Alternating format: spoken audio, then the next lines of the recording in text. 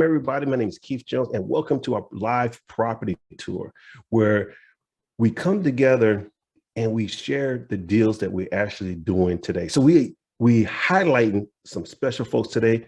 We have Anna and Roy, all the way from Minnesota. So if you notice, that's not near Northern Virginia, but we come together as a community and we collaborate, we help, and we get to share. So again, Anna and Roy, as you're getting ready, I just want to say thank you for taking your time out to, share with us. And so there's some folks on here that are like brand new, right? They don't really know what they want to do. They just heard, maybe, I just want to get started in real estate investing, but they're not really sure. And then there's some folks here who's kind of like been doing it, but they want to, take their skill to the next level. But if you don't mind just introducing yourself and kind of saying like why you want to do real estate investing, and then how did you connect with the community? I mean, if you don't mind kind of like giving us that background so that way people can understand, because my background, I was a retired military. So I was in the military for over 20-something years. And so your background is a little bit different. So if you don't mind kind of sharing like how y'all got started and kind of why real estate investing. So I'm gonna turn it over to you.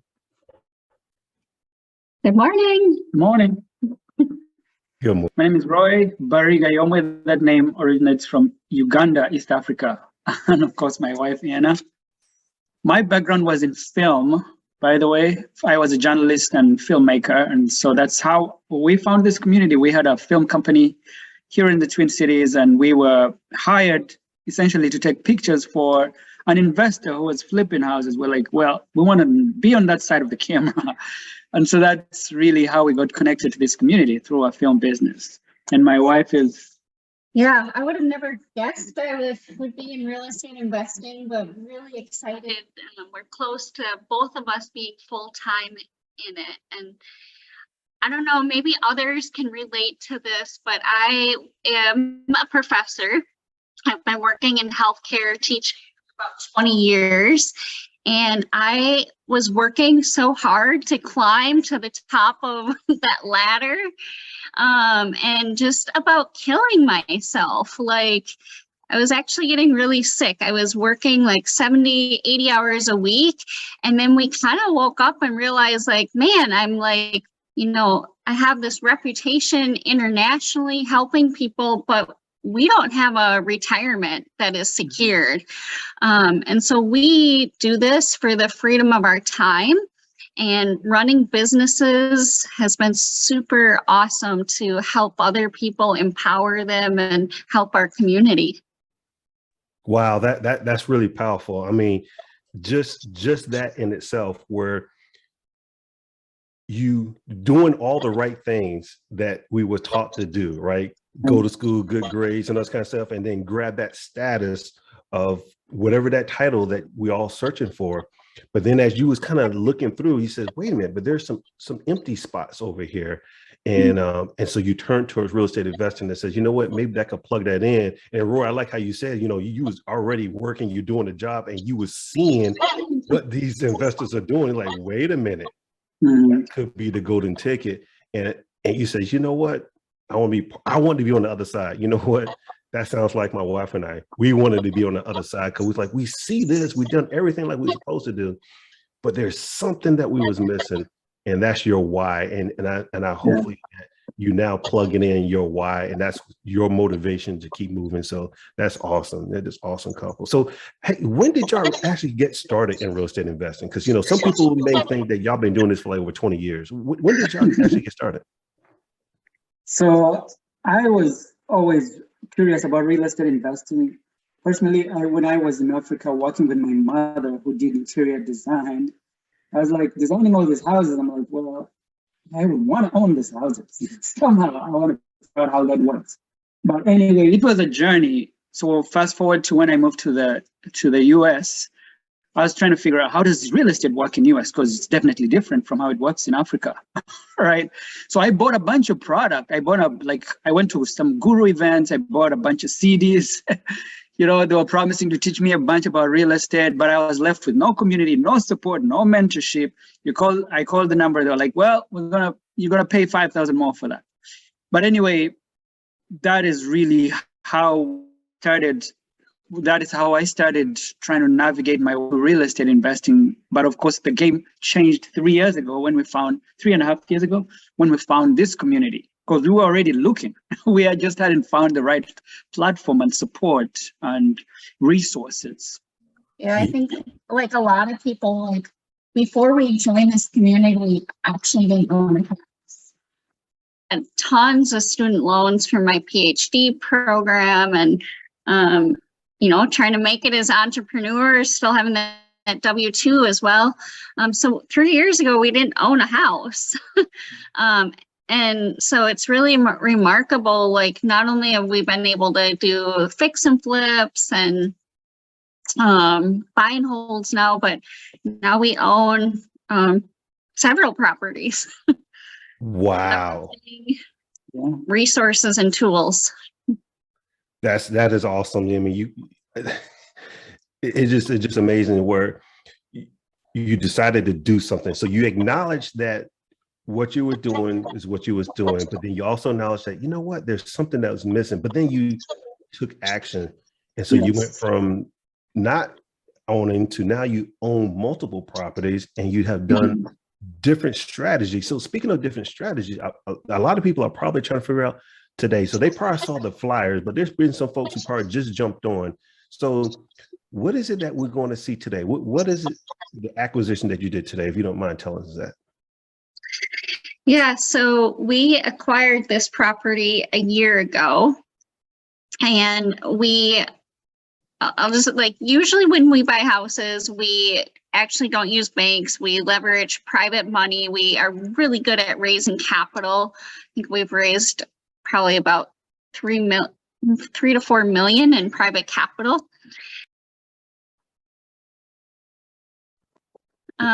This one's a little unique.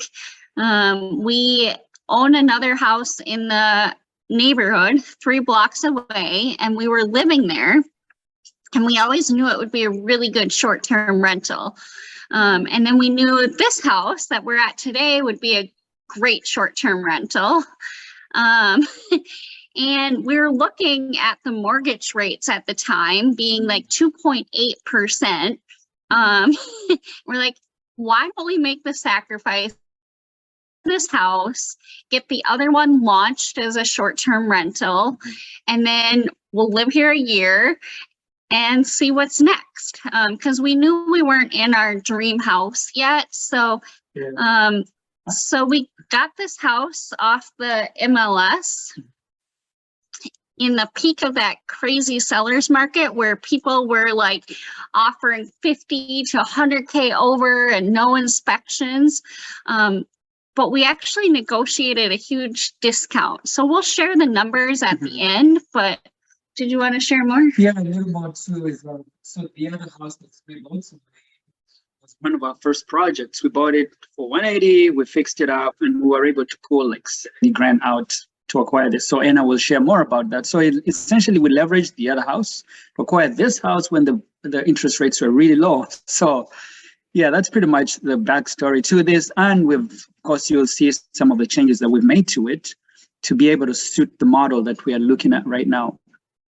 Wow, that's awesome. And, so, some people are probably sitting there like, wait a minute, y'all went from not really owning, but now you hit multiple, but how did you learn? So that's a good question. So right now, today, we're showing the results, right? So y'all had to learn something. So if anybody online today, right now are curious, right after this, we do have another meeting that kind of explains how they learn and how they connected with the community. But today, right now, we're just going to talk about the results and what they did to acquire the property.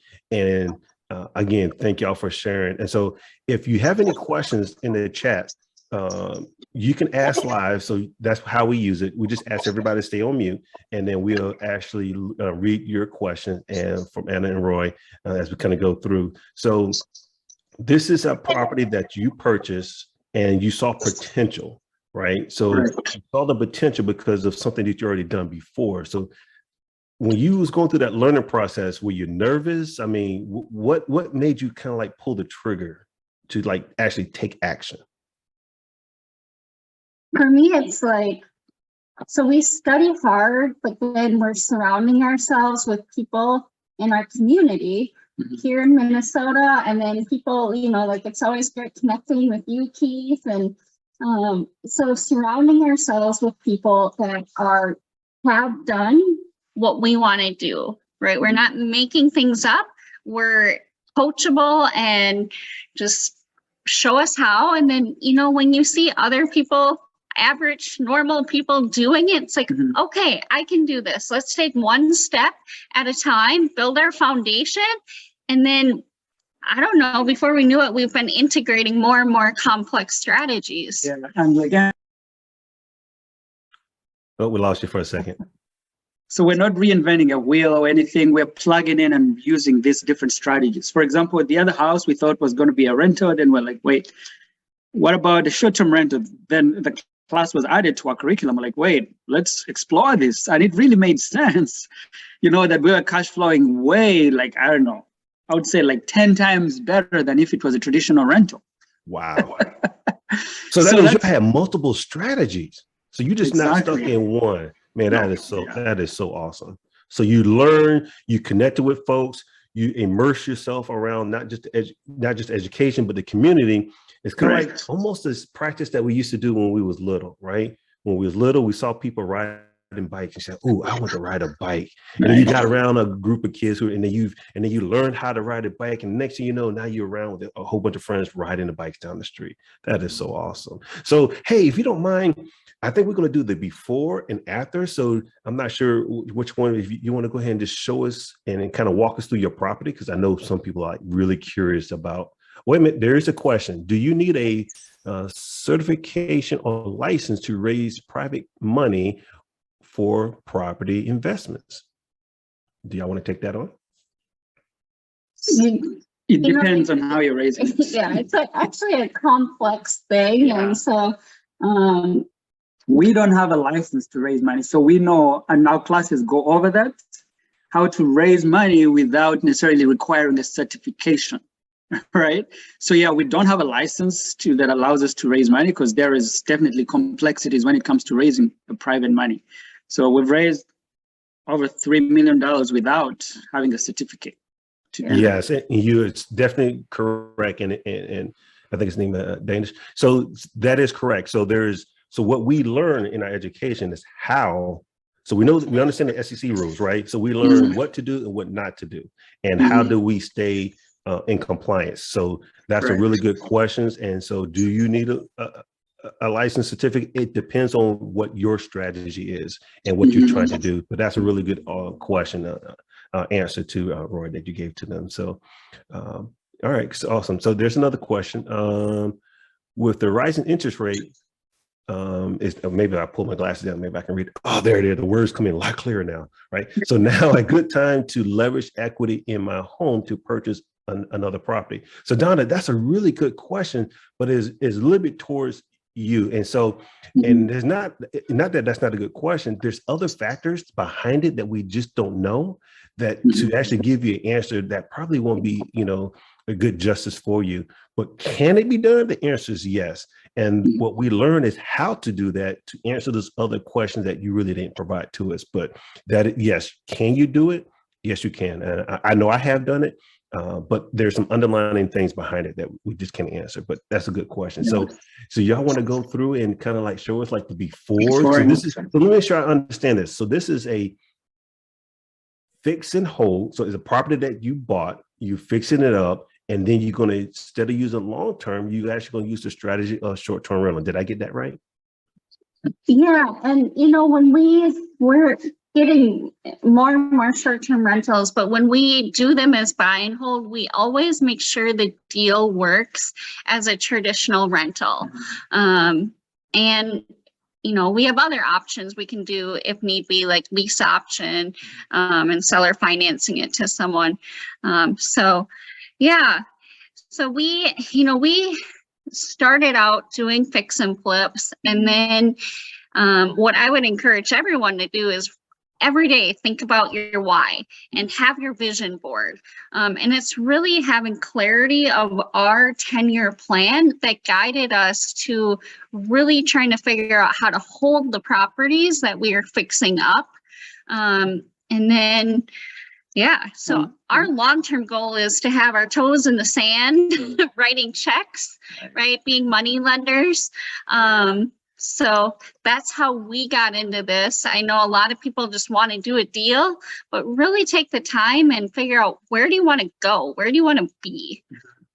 So yeah, and I agree. And I think, and it sounds like for every deal that y'all do, you have multiple strategies. So you're not really fixated on one thing. And I hear a lot of people say, oh, I just want to do wholesale. Oh, I just want to do short-term rental. Oh, I just want to.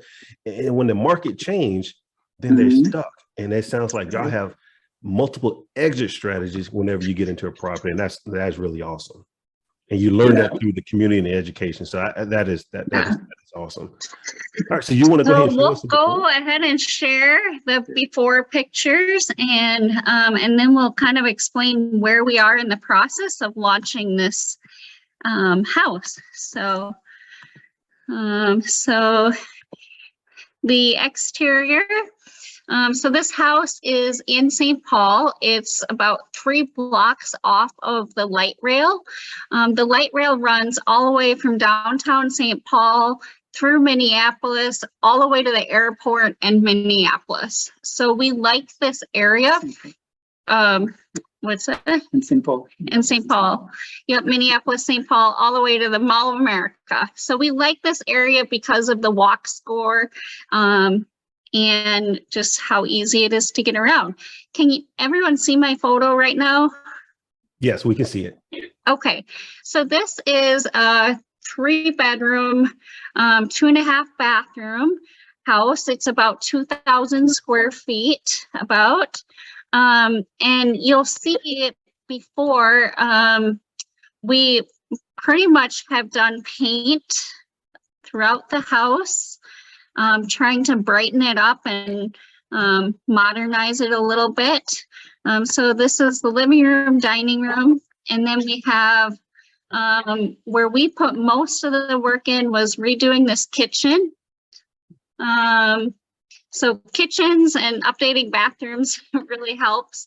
In this house, this kitchen, I felt like when I was standing here, it was like a cruise ship. So we definitely wanted to give that a better energy.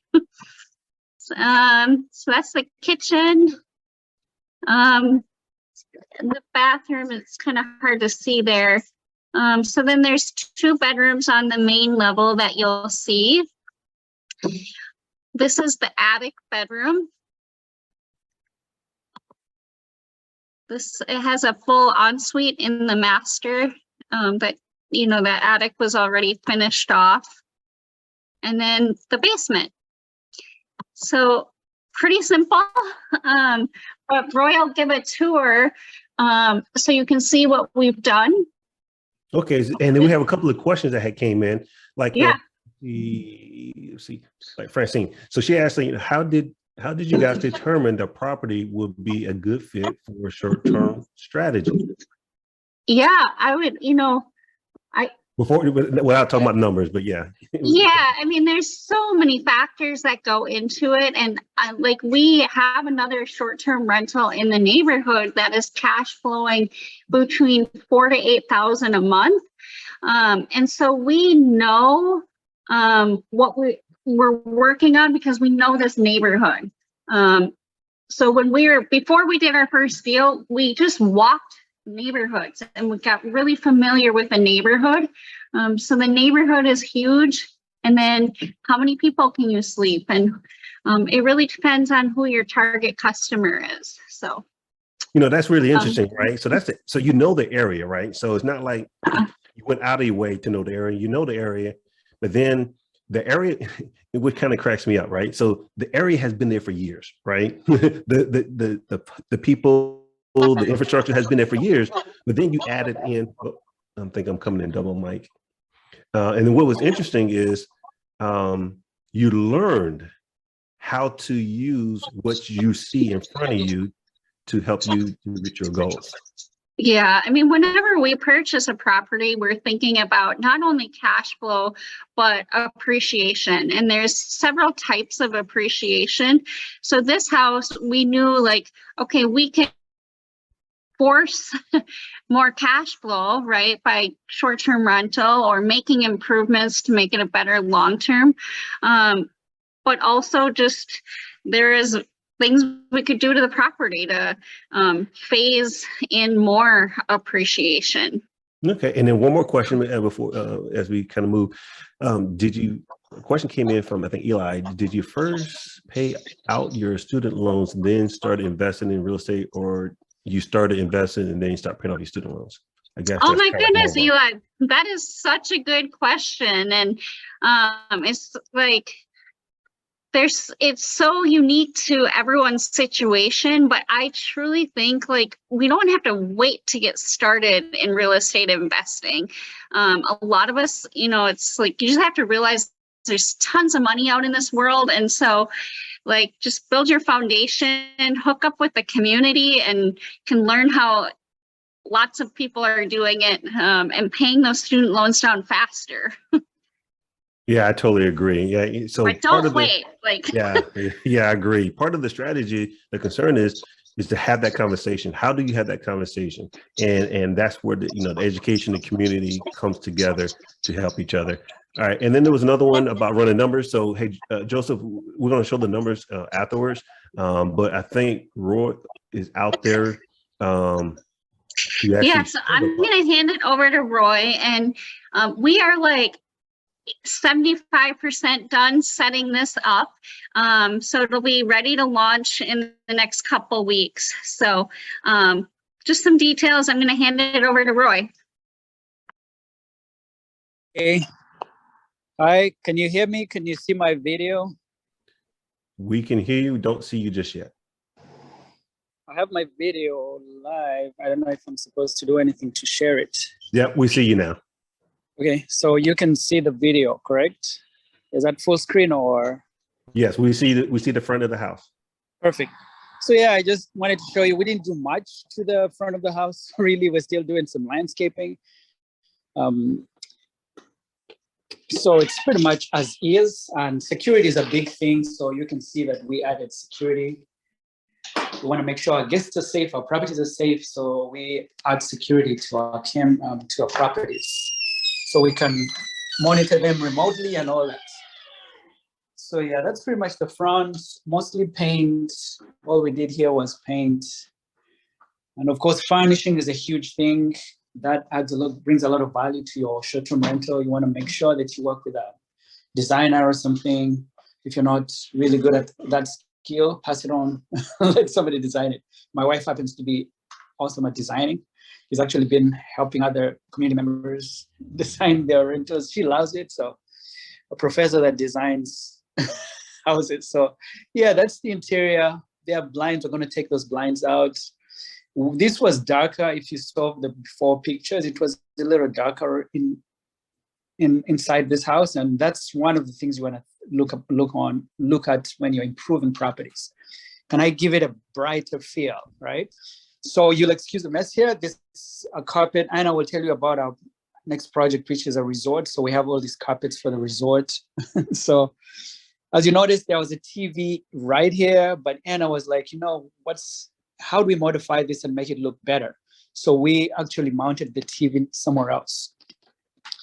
So we have the TV on, that's Ken, one of our community members. He also has quite a few short-term rentals. So yeah, it's in the family.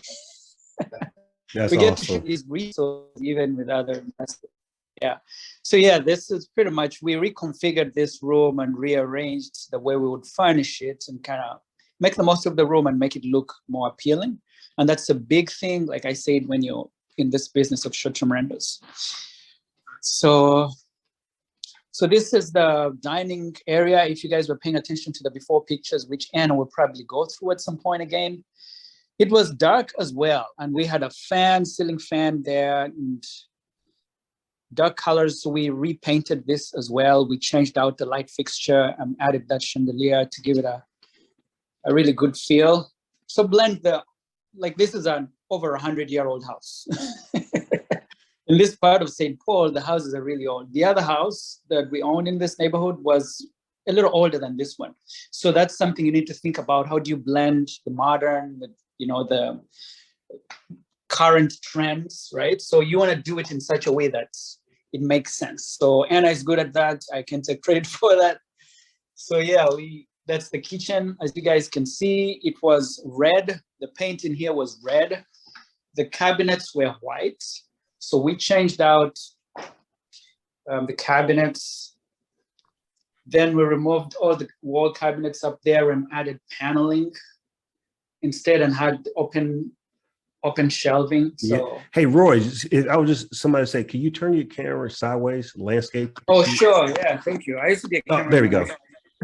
Awesome. Thank you. Hey, people say Okay. they love the cabinets and they agree, brightening up the place and makes a big difference, that big feel. But there was a question just real quick. Somebody says, are you living in a home while, well, they say flipping it. I don't think you're actually flipping it, but and then let me see what's the other question. How long was the entire process from when you guys got it to when you guys started renting it out? I don't think you just renting it out just yet. I think you prepared it to do that. Is that correct? Yes, correct. We are preparing to do it. So there was a lot of work that we did before we moved into it. So to answer your question, yes, we live here and we've been doing some stuff as we live here. Most of the stuff like the kitchen, we fixed up as soon as we got here. The painting was done before we came into the house. You'll see the flooring. We changed out the flooring in the upper level. We did that just before we moved into the house. We didn't really touch the bathrooms. They were already done. We just changed the fixtures and mirrors and things like that. We short curtains. So we haven't really touched much of the bathrooms. So that was a plus when we came in. And we're still doing a few little things to get it launched. So this is one of the bedrooms, as you guys can see. So we are aiming at housing 8 guests, correct, Anna? How many?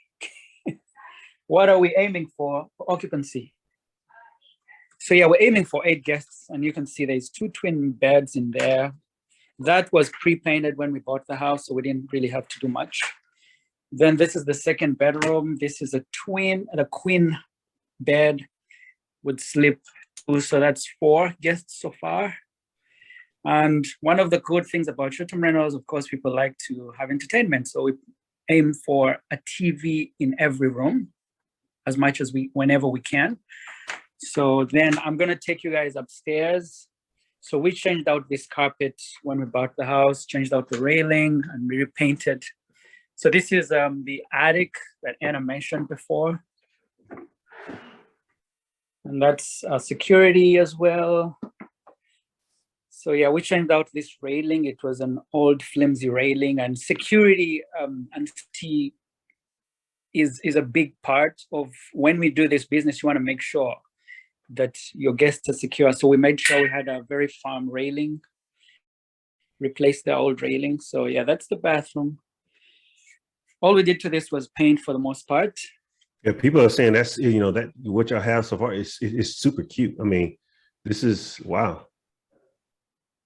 Thank you. Yeah, colors, the paint colors go a long ways. Anna is amazing at doing that. She does her research, checks out a bunch of paint samples, consults with Ken, who was a professional painter.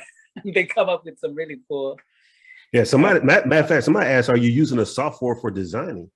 I think you said Anna she is the software. She is the designer, right?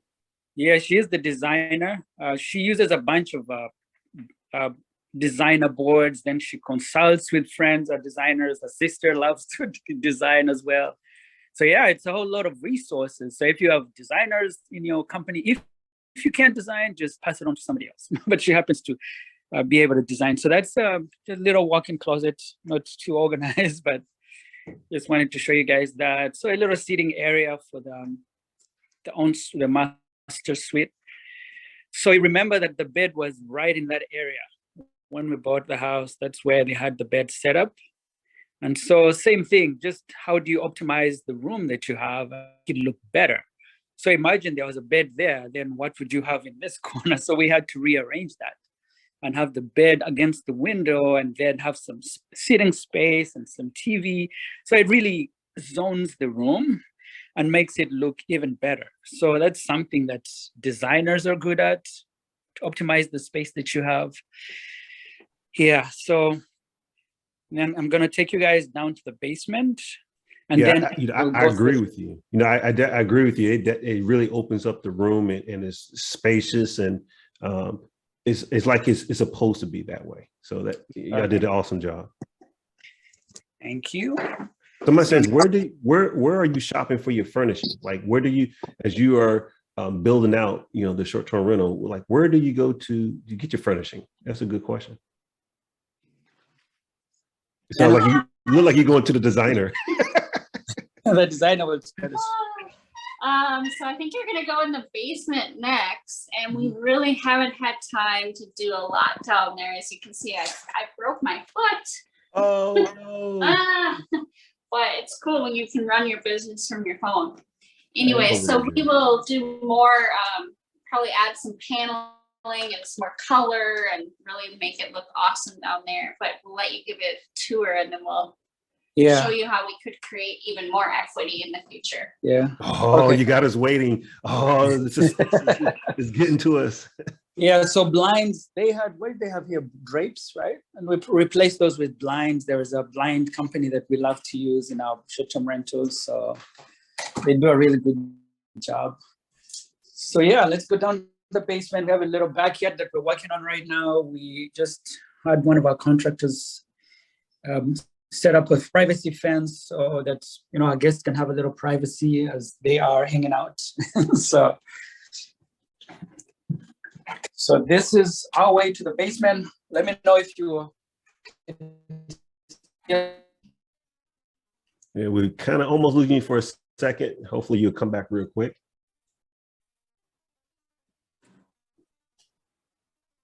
We kind of lost you there, Roy. Can you hear me? I can hear you. Now we got you back. Okay, I'll head back. No, we got you. Okay, can you see me? Can you see the picture? Okay. So yeah, that's the basement. As Anna says, we're still working on it. You guys have my video. Can you see the video? Yes. Okay, perfect.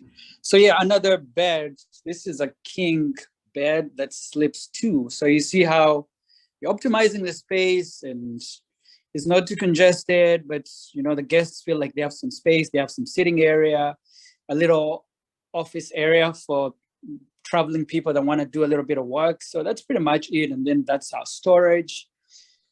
And then there's a laundry room. Oops. Yeah, so I guess that's about it. If you guys have any questions, we can take questions. Now, a lot of people saying, hey, awesome house. It really looks good. As you kind of, as you was going through, congratulations. And then, yes, if you do, so who's your target audience? That's a really good question, Francine. So who's your target audience? Because that's a really nice house. First thing I was thinking was, that's a great place. That's a great place for like Thanksgiving. Like, get people together and the kitchen and yeah.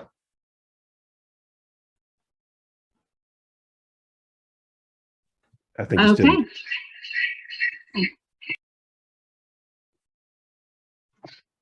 All right, we're juggling feedback here. So, okay, so we have a lot of great questions. We need to switch the camera target on. Oh, yep. Can you hear me? We can hear you, but we don't see you. Okay, there we go. Now do you see me? Can you hear me? Yes. Okay, awesome. Thanks, Roy, for taking us on a tour. Definitely excited to get artwork up and those fine details. So we really care about the details because for our target customer, which is going to be families having reunions, our other house just a few blocks away, lots of women having like girls' weekend. So we've been at our other house a few blocks away with that target customer. We were 95% occupied this summer. And then if we look at the whole year, we're about 75% occupied. So we're kind of going after that same target audience. During the week, we have people traveling for business who will stay, but really families who need multiple master bedrooms, right? That's why we have 2 king beds and plenty of space for kids to have fun. Some of the other questions, are we going to be living here? No, we are not. We are headed out, and we'll definitely share in the last few minutes here where we're going. So it's pretty exciting. Other questions? Let me just look. Somebody asked, do you need a second exit or way out of the basement? Legally, I saw the exit. You had to go up the steps. Yeah, there is an exit right up the stairs.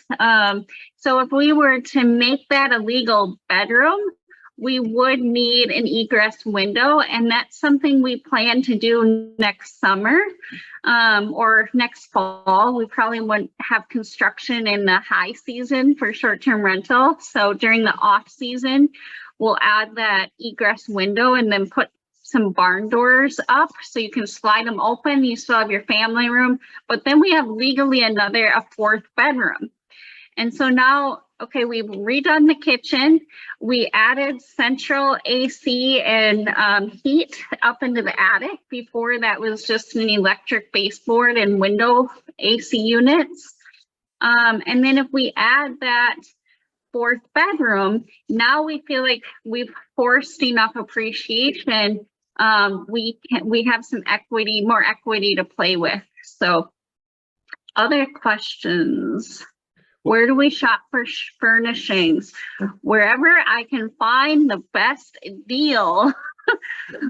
So, are you looking towards like themes? Because some folks like like my wife, she does like themes and stuff like that. And of course, your area. And again, that's part of the, as real estate investors, we understand our market. You clearly understand your market because you say you already have a property not too far from where you are. And during your peak times, you was at 95%. You could have probably been higher, but you probably looked at it and said, you know what, if we had another place, then we can repeat what we just did there. And I think that's really awesome how y'all kind of saw that, that opportunity, y'all seizing the opportunity. So that's awesome. I love I love seeing everyone's short-term rentals throughout the community because people are doing a really great job with it. And so I love the themes. I guess my theme is very subtle. I kind of chose people who like cool, like modern, like design, right? Like, oh, I wish my house looked like this. Is kind of in this neighborhood what I do. So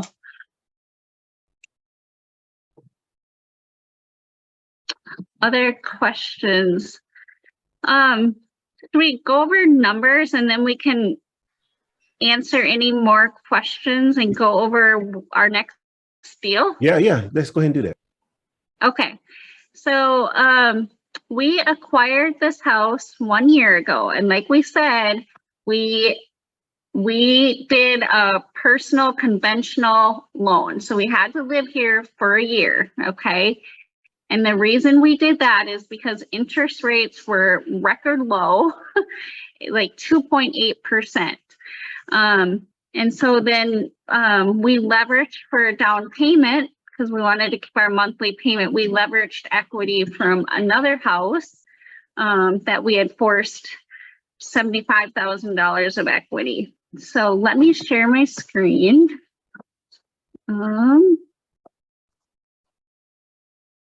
Like I said, it's kind of unusual because normally, we are private money or we have a lot of other financing, but this one worked to do a conventional loan.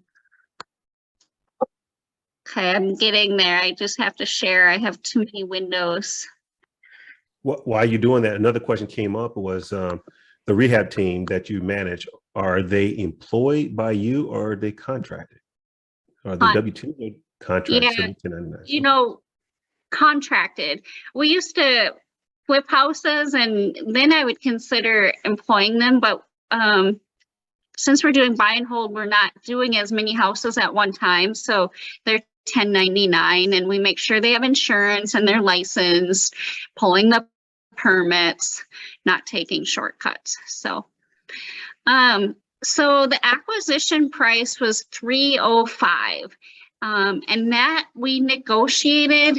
When we looked at it, it was listed for 335. So we negotiated a $30,000 discount. Hold on, can we pause just right there? Because a lot of people probably didn't really catch that. So you purchased this in the height of when things were like going over, but you was able to negotiate a discount. Yes, yes. Wow. And that, you know, we get all the time like, well, how do you buy a house in this crazy market? Or, well, should I wait? No, you should not wait. You should learn how to negotiate and have the knowledge to, like, why should they give us a discount? Why is this a win for them? Totally agree. That is awesome. And y'all learn how to do that and with the community and just from hearing you, that just motivates me to continue to keep asking those questions. So awesome. Yeah. And then we've put 20 to 25,000 into it, redoing the kitchen. We added that central air and heat throughout the house. And then a lot of the furnishings as well. And so you can see our potential equity here. So the after repair value, if we were to go get it appraised, what we think it would get appraised for is about 355. Okay. And like we said, there's other ways we could force that up, adding another legal bedroom, but we just want to get it launched and cash flowing. So our total mortgage, our taxes and insurance are at $1,450 per month. Our insurance is on a little bit of a higher end because we want to have insurance that specifically covers short-term rentals. That helps with liability, but it also covers loss of income for us. And so then if we look at utilities, again, utilities are a little higher because when people are at short-term rentals, like they leave the lights on, they run the AC when the windows can be open. So then internet, and then we have a security system. So all in, we're at, you know, a little under $2K a month for expenses. As a traditional rental, we would probably get around $2,500 for rent in this area. And so you can see, like, we would still cash flow because we would hand the utilities over to those renters. Obviously, internet, we wouldn't have the security. So we knew this would be a good cash flowing traditional rental as well. So now let's look at the short-term rental numbers. When we're buying them and holding, like, it's a little hard to predict exactly what your nightly rate is going to be. Can you think of reasons why? Right? Like, you're not going to have the same rate every single night. Friday night's going to be a higher rate than Tuesday night, right? The week of Thanksgiving and Christmas, our rate about doubles. And so I need a way to, like, okay, what's our lowest rate and what's our highest rate? And then how do we adjust for fluctuations in occupancy? So what I have here is kind of 3 different scenarios. So if we rented it for $250 a night, $350, and up to $425. And again, like, $250 is very, very conservative. Our other house 3 blocks away is actually smaller. It's a little more updated, like brand new, updated looking. But that one's renting for over 500 a night. So I know what we can get in this neighborhood. Okay, so if we were 100% occupied, right, we have our gross income, but then we have to subtract our expenses and our debt service. At these rates, you can see our monthly and annual profit at these various rates, all the way from 66,000 up to 129,000 after our expenses. Now we know we are not going to be 100% occupied. We typically think in this neighborhood, if we average the whole entire year, we can get 70% occupied.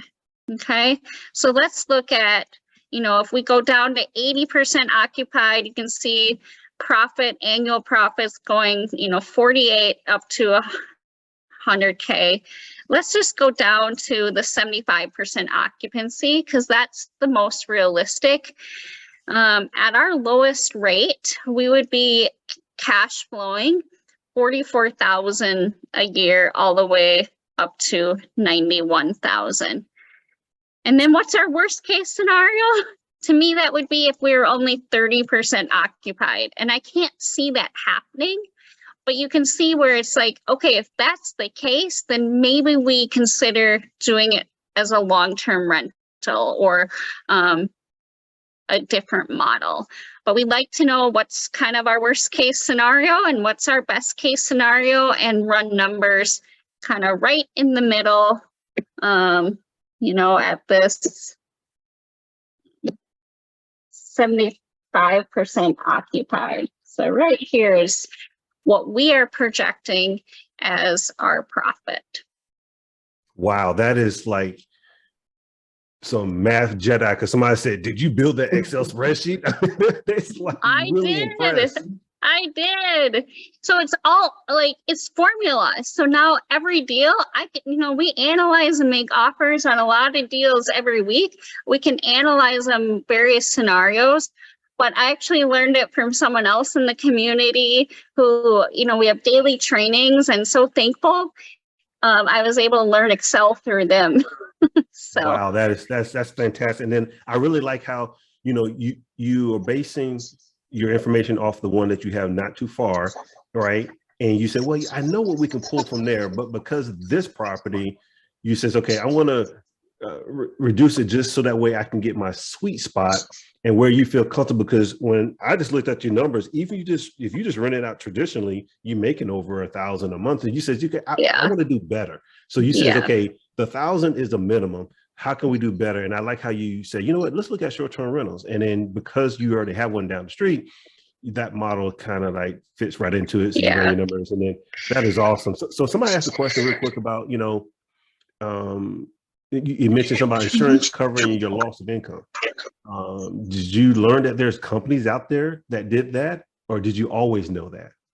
no, I mean, this is just through community and who did you use and talking to our coaches, what kind of coverage do we need? So like Roy said, we did not make any of this up. We're copying what other people are doing. So that's awesome. So this is duplicatable, right? So you're saying anybody who just kind of like put their, you know, feet to the grind, they can do this if they really want to. And I agree with you. Your why has to be strong enough to kind of push you in that direction. Go ahead, Roy. And the reality is there's people who just wing it and set up short-term rentals. We look at them every day, but they're not, you're going to outcompete your competitors. Why? Because of the way you set it up, the right way. You have a template that works, that somebody has used to optimize their business. And so you get that from the instructor and you get to optimize the returns. So I really think in a way the short-term rental industry is, you know, everyone thinks it's Airbnb. It's so much more than that. And so if you can learn that how to market, and it's so much more, it's oversaturated in my opinion, but oversaturated with like poor quality. So we want to really offer quality. So speaking of why, I know like we should wrap up because there's an event right after this. Yeah. But so our why, like at the same time, we were looking, shortly after we bought this property, we were about to make an offer on a duplex, or we had made an offer, and we had to raise like $400,000. And we did that in like 24 hours of private money. So great interest rate. And we were talking to our partners and like, is this duplex, like it's right down the street? Is it really, do we want to own another 100-year-old house in this neighborhood? And we just had a really honest conversation and said, no, our 10-year plan is we want to own a resort. And so we decided to just go for that. And so we're really excited to do another property tour. Next Friday, we're closing on a resort up in northern Minnesota. We are moving up there, which is why this will be a full-time short-term rental, but it's a really cool property. It has like 9 cabins, a 3,000 square foot owner's house. All the cabins are lakefront on one of the best lakes in the state. It's got a lodge. So it's about a $2 million project with acquisition and rehab. And we did that with other people's money. We're not using a bank. It's all private money and an equity partner. And so that's where we're headed, and excited to come back and share about that in a couple weeks. That is awesome. I mean, like, you know, when you have this property tour, please give me a heads up, because I want to be there. I want to be in the present, because you know what I hear from you, and what a lot of people really don't get, is your confidence level has like grew tremendously because you have a method. Beforehand, there was no method, so there was no confidence. But now I'm just listening to y'all, and it's like, man, you're about to tackle a $2 million project. And some people are like, oh, but your confidence level, because you said you leverage the education and you leverage the community, the support.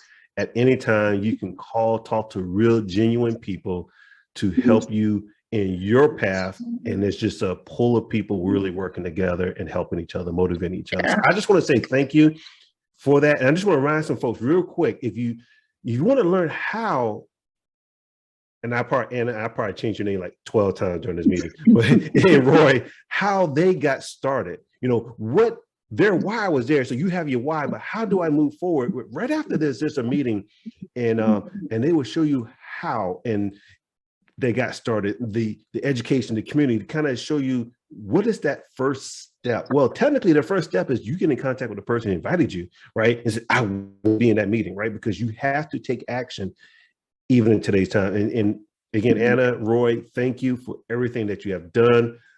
This was an awesome tour. I'm really excited for the next chapter. I mean, I know you're still working on this one, but now I understand your strategy that you're doing. You moved into a place, you're fixing it up. You already know that you can rent it out.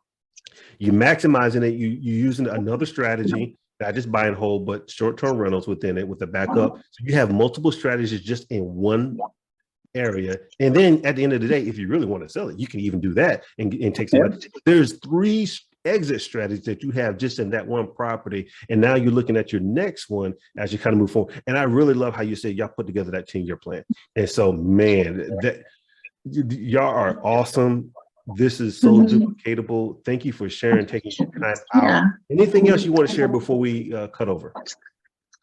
Just to everyone on here in the community, we just want to say thank you, and we just appreciate how you're always willing to pick up a call or message and share your experience. We're so thankful. Our lives have been changed, and we hope this is helping change your life too. Yeah, I agree. And Scott Buckles, who put this together, I'm sorry, Roy, just real quick. It's Scott Buckles who put this together. Thank you. Yazoo America, who putting this platform together. Thank you for putting this together, so that way we can get together and share. We can encourage each other, and we can see, you know what, people are actually doing things right now. I don't have to wait. I can get started now. Go ahead, Roy. I know you got some awesome words. Yeah, what I really want to say is just the collaboration, because we know there's a bunch of rares out there. I don't want to, but then here is more collaboration. So we look for each other's win. Like help Ken, he's going to help us as well. You know, help Mara, help kids, and I know he's going to help us at some point if we need help. So it's just collaboration, so that it's a team sport. So we get to help each other. So I really love that about this community, and that's one of the big things that sold me on it. So. Yeah, and I agree. I wholeheartedly agree with you. My wife and I mean, just like y'all, you know, we just decided to step out and do this, and we've done short-term rentals, buy and hold, and just the support of the community to just ask questions and get genuine answers and not a fluff. So again, everybody who was here, if you just want to know, and you know, a lot of people saying, hey, thank you for sharing. You know, this was encouraging. I mean, it was. Hop on the next meeting. You'll be blown away. Oh, and we definitely been looking forward. So everybody, thank you for everything. Thank you for coming. Thank you for spending your time. Anna and Roy, thank you again for taking your busy time, because I know y'all want to get back to, you know, getting things ready, because y'all have a schedule that y'all want to stay to. So again, everybody, thank you. Scott Bogles, Yazoo Merritt, thank you. All the team, everybody who was helping, you know, with the audio and just working this out. Thank you. And everybody have a great day.